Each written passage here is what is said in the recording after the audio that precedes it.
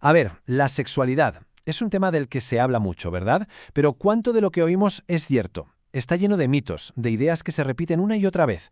Pues bien, hoy vamos a poner las cartas sobre la mesa. Vamos a separar el grano de la paja, a desmontar algunas de esas creencias que, la verdad, pueden ser bastante peligrosas. ¡Vamos a ello! Vale, pero antes de meternos en faena, ¿qué es exactamente un mito en este contexto? No estamos hablando de la mitología griega, claro. Un mito es esa idea, esa afirmación falsa que de tanto escucharla pues acaba pareciendo verdad. Se instala en la sociedad y ya nadie la cuestiona.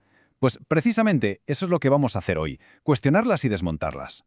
Ojo, que aquí hay que tener clara una cosa. A menudo se confunden dos palabras, sexualidad y genitalidad. Y no son lo mismo, para nada. A ver, la genitalidad es, digamos, la parte física, ¿no? Los órganos sexuales, el acto en sí. Pero la sexualidad, eso es mucho más grande. Es un puzzle enorme y súper personal, que incluye nuestras emociones, cómo nos relacionamos, nuestra identidad. Es una construcción que depende de un montón de cosas, biológicas, psicológicas, sociales. Es el cuadro completo, no solo una pieza. Bueno, y esta es la hoja de ruta que vamos a seguir. Primero, los mitos sobre las primeras experiencias. Luego pasaremos a los que tienen que ver con el funcionamiento del cuerpo y el placer. Después, un tema clave, la anticoncepción y las ITS. Y para terminar, veremos por qué saber todo esto de verdad importa. ¡Vamos allá! Empezamos fuerte. Mitos sobre las primeras experiencias sexuales. Un momento que está cargado de expectativas y cómo no, de un montón de ideas equivocadas. Aquí va uno de los grandes, un clásico que ha generado muchísima ansiedad. En la primera relación sexual tiene que haber sangrado. Esta idea de que el sangrado es como el certificado de virginidad. ¿Pero es esto así de verdad? Vamos a ver qué dice la ciencia. Pues no, la realidad es mucho más compleja. Para empezar, el himen no es un sello que se rompe y ya está. Es que puede ser súper flexible, tanto que se estira sin llegar a romperse. De hecho, hay personas que nacen sin un himen que cubra la apertura. Y lo más importante, se puede romper haciendo cosas que no tienen nada que ver con el sexo, como montar en bici o hacer gimnasia. Así que asociar el sangrado con la virginidad es sencillamente un error. No prueba absolutamente nada.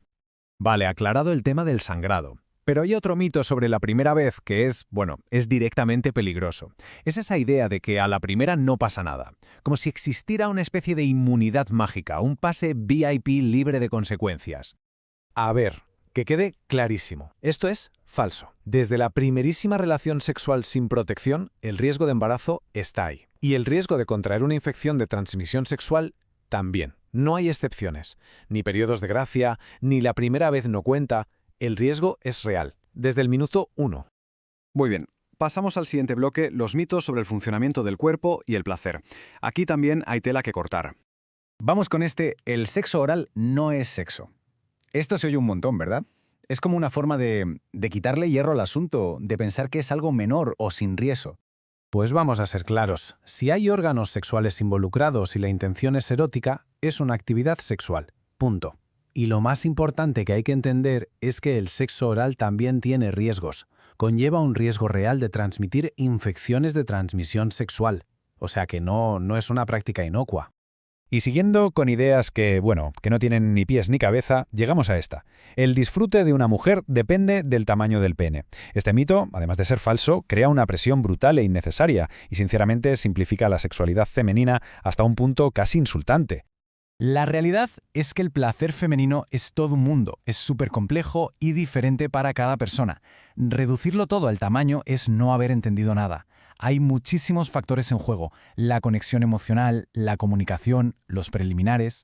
Y si hablamos de anatomía, para la inmensa mayoría de las mujeres, la clave del orgasmo está en la estimulación del clítoris, así de simple y así de complejo.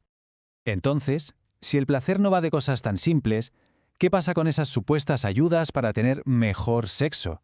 Hablamos de este otro mito tan extendido y peligroso. El alcohol y las drogas son buenos para el sexo.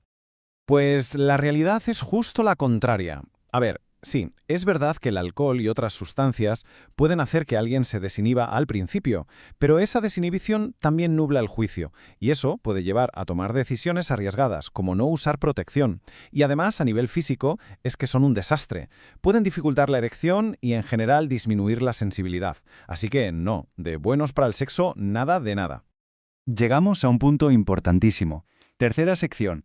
Mitos sobre anticoncepción e ITS. Aquí la información correcta es literalmente vital. El famoso coitus interruptus, o como lo conoce todo el mundo, la marcha atrás.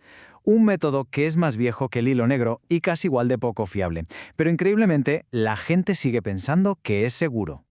Vamos a dejarlo claro. La marcha atrás no es un método anticonceptivo. ¿Por qué? Porque antes de la eyaculación hay un líquido, el preseminal, que ya puede llevar espermatozoides, así que el riesgo de embarazo existe, y es alto. Y ya ni hablemos de las ITS. Contra eso la protección es cero. Cero.